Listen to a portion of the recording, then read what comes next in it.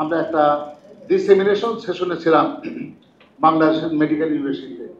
সেখানে আমরা একটা ওনারা যে তথ্য প্রকাশ করেছেন সেখানে একটা ভয়াবহ তথ্য চলে এসেছে।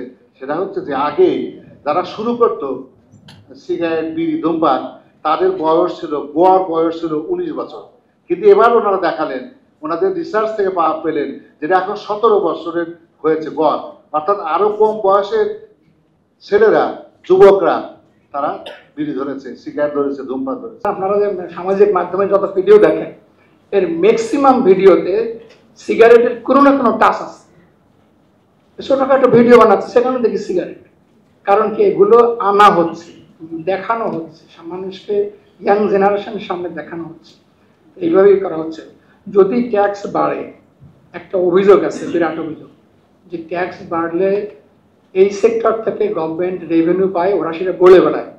বিএটি সহ বহু ম্যানুফ্যাকচারার, সিগারেট ম্যানুফ্যাকচারার বলে বেড়ায় সবসময় যে আমরা সবচেয়ে ট্যাক্স বেশি দিই। 17 সালের হিসাব অনুযায়ী তারা ট্যাক্স দিয়েছিল 22,800 কোটি টাকা, এবং তারা বলে যে ট্যাক্স বৃদ্ধি পাইলে আমাদের ইনকাম কমে যাবে, আমরা রেভিনিউ দিতে পারবো না, ট্যাক্স দিতে পারবো না, কমাই দেবো, গভর্নমেন্টকে এই ভয় দেখায়। কিন্তু আমি একটা হিসাব দেই, এই হিসাবটা পত্রিকায় আসছে 2014 থেকে 23 সাল পর্যন্ত বাংলা ব্রিটিশ আমেরিকান টোবাকোর রেভিনিউ প্রতি বছর বাড়ছে। গত বছর কিন্তু কিছু ট্যাক্স বাড়াইছে গভর্নমেন্ট, সেটা হলো হায়ার স্ল্যাবে, 4টে স্ল্যাব, তো হায়ার স্ল্যাবে ট্যাক্স বাড়াইছে। যত বিক্রি বেশি হবে লাভ তত বেশি হবে, কিন্তু হায়ার লেভেলে ট্যাক্স বাড়াই তো খুব একটা লাভ হবে না, কারণ হায়ার লেভেলে তো ওদের হাতে অনেক টাকা, পকেটে 100 টাকা গেলে কি 200 টাকা গেলে কি, ওদের পকেটে 500 টাকা গেলেই বা কি, কোনো সমস্যা নেই। সুতরাং ট্যাক্স বাড়াইতে হবে নিচের লেভেলে, ঠিক আছে? সুতরাং এই দিকে আমাদের নজর দিতে হবে, ট্যাক্সটা কোথায় বাড়াবো। আমরা প্রত্যেক বছরই জাতীয় রাজস্ব বোর্ড সকল স্টেক হোল্ডারের কাছ থেকে যে কোনো, নট অনলি তামাক কর, যে কোনো ট্যাক্সেশন পলিসি, যে কোনো বিষয়ে আমরা কিন্তু পরামর্শ আহ্বান করে থাকি, আমরা মতামত আহ্বান করে থাকি, এবং সেখানে একটি সুনির্দিষ্ট টাইম ফ্রেম দেওয়া থাকে।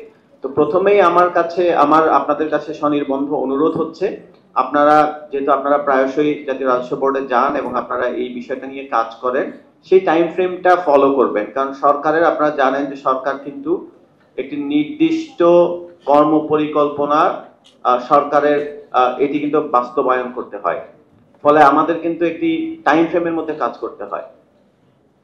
আমি গন্তব্যে পৌঁছাতে চাইলে আমার কিন্তু ট্রেনে যথাসময়ে যেতে হবে, ট্রেন ছেড়ে যাওয়ার পরে গেলে কিন্তু আমি গন্তব্যে পৌঁছতে পারবো না। সো এটি আমি বলবো যে ভবিষ্যতে আপনারা এটি মাথায় রাখবেন। বাজেটের অ্যাক্টিভিটিস গুলো কিভাবে হয় সেই অনুযায়ী যদি আপনারা আপনাদের এই অ্যাওয়ারনেস সেশন গুলো করেন এবং সেই অনুযায়ী যদি আমাদেরকে প্রস্তাব দেন, সেটি বিবেচনা করাটা জাতীয় রাজস্ব বোর্ডের জন্য সহজ হয়, সেটিকে আমরা একটু সময় নিয়ে বিবেচনা করতে পারি। এই মুহূর্তে যেটি আসলে একটু দুরূহ হবে, কারণ আপনারা সকলেই জানেন যে আমরা 2রা জুন হয়তো বাজেট ঘোষণা হবে বলে আমরা জেনেছি। তো এখন আসলে it's kind of too late, but however আমরা এটা একটা general awareness program. We understand যে এবার কিছু না কিছু হবে, হয়তো না হলে সামনে হবে। সো এটা একটা অ্যাওয়ারনেস প্রোগ্রাম। আমি একটি বিষয় অনেকের প্রশ্নে উঠে এসছে যে শুধুমাত্র কি ট্যাক্সটাই একমাত্র উপায় কিনা। অবশ্যই না। ট্যাক্স একটা ইম্পর্টেন্ট টুল। আমরা যদি দেখি WHO একটা প্যাকেজ আছে, আমরা বলি এমপাওয়ার, হ্যাঁ, এমপাওয়ার প্যাকেজ। আমি যদি তামাক ব্যবহারকে নিয়ন্ত্রণ করতে চাই, আমার কিছু স্টেপ নিতে হবে। একটা হচ্ছে আমার টোবাকো ইউজকে মনিটরিং করতে হবে, এম ফর মনিটরিং, ঠিক আছে?